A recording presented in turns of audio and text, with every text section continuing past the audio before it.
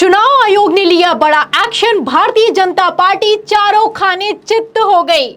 अभी कल तक जो चुनाव आयोग 10 दिन बीत जाने के बाद भी वोटिंग प्रतिशत बताने के लिए तैयार नहीं था, उस चुनाव आयोग ने चुनावों के बीच ईवीएम और वीवीपैट से जुड़ी हुई गाइडलाइन को ही बदल दिया है।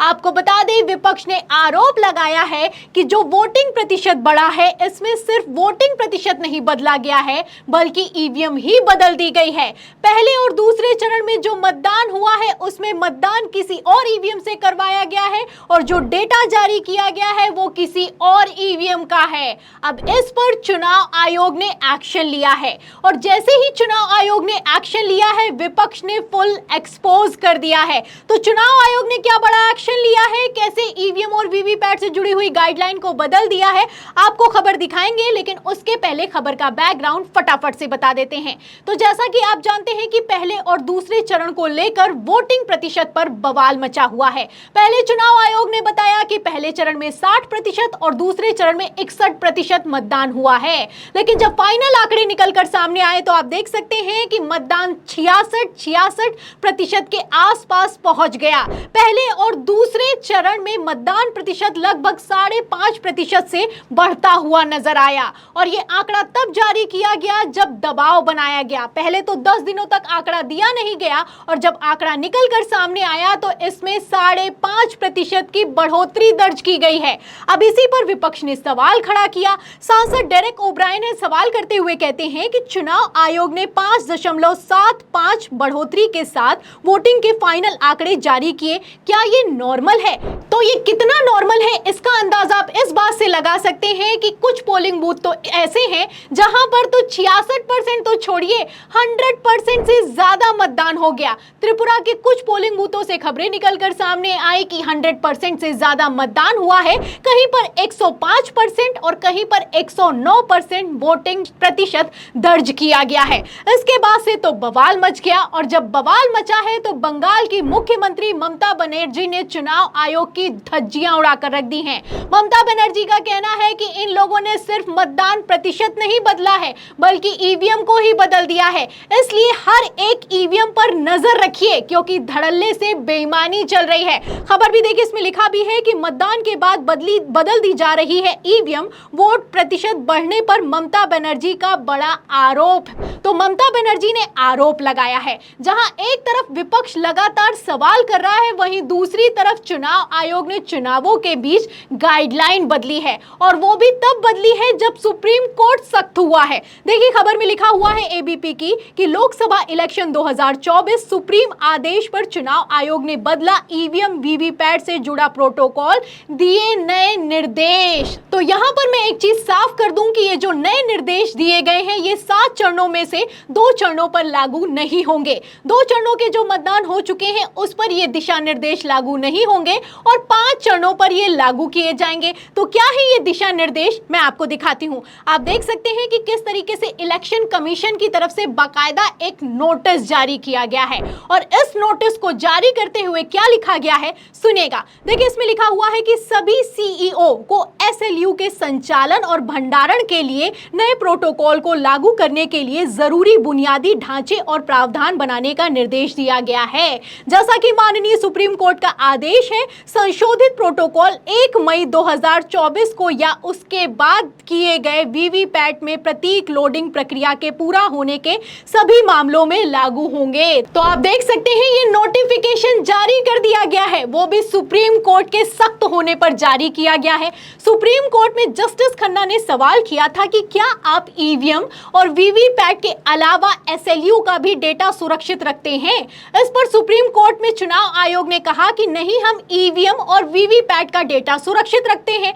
अब इस पर आदेश दिया गया है। सुप्रीम कोर्ट का कहना है कि जो एसएलयू है, यानी कि सिंबल लोडिंग यूनिट है, उसका डेटा भी सुरक्षित रखा जाए। इसको लेकर चुनाव आयोग ने अब जाकर नोटिस जारी किया है और इस नोटिस में कहा गया है कि सिंबल लोडिंग यूनिट का डेटा सुरक्षित रखा जाए और 45 दिनों के लिए सुरक्षित रखा जाए। लेकिन ये नियम, कायदा, कानून 2 चरणों पर लागू नहीं होगा। 7 चरणों में 5 चरणों पर लागू होगा और जो 2 चरणों की वोटिंग हो चुकी है उस पर यह लागू नहीं होगा। तो ऐसे में सवाल खड़ा होता है कि क्या पहले फेज और दूसरे फेज इसमें खेला हुआ है?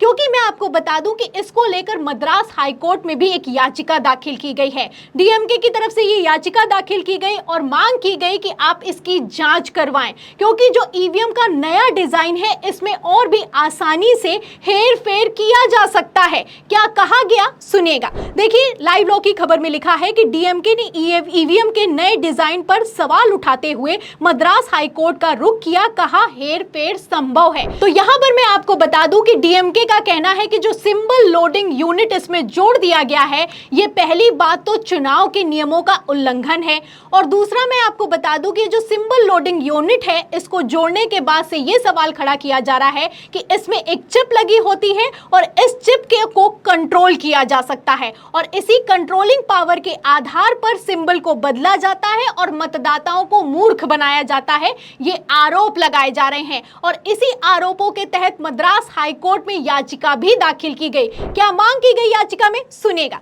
देखिए, इसमें लिखा हुआ है कि संगठन सचिव आरएस भारती के माध्यम से दायर याचिका में कहा गया कि वर्तमान मॉडल जिसमें मतदाता सत्यापन योग्य पेपर ऑडिट ट्रेल को मतदान इकाई और नियंत्रण इकाई के बीच रखा जाता है, चुनाव में विसंगतियों और भ्रष्ट प्रथाओं का मार्ग प्रशस्त कर सकता है। याचिका में यह भी कहा गया है कि वीवीपैट में सिंबल लोडिंग यूनिट लगाना चुनाव संचालन नियमों का सख्त उल्लंघन है। तो आप देख सकते हैं कि स्पष्ट तौर पर यह उल्लंघन किया जा रहा है, और यह उल्लंघन कोई और नहीं, चुनाव आयोग कर रहा है, क्योंकि आप ईवीएम और वीवीपैट की डिजाइन में बदलाव नहीं कर सकते। पहले तो आपने काला शीशा लगा दिया, वीवीपैट में जो प्लेन शीशा था जो कि ट्रांसपेरेंट हुआ करता था उसको बदल दिया गया, और बाद में सिंबल लोडिंग यूनिट लगा दी गई है। अब इसी सिंबल लोडिंग यूनिट को लेकर पहले तो सुप्रीम कोर्ट सख्त हुआ, और अब आप देख सकते हैं कि किस तरीके से मद्रास हाईकोर्ट में भी याचिका पहुंच चुकी है। फिलहाल सुप्रीम कोर्ट के आदेश के बाद चुनाव आयोग ने साफ कह दिया है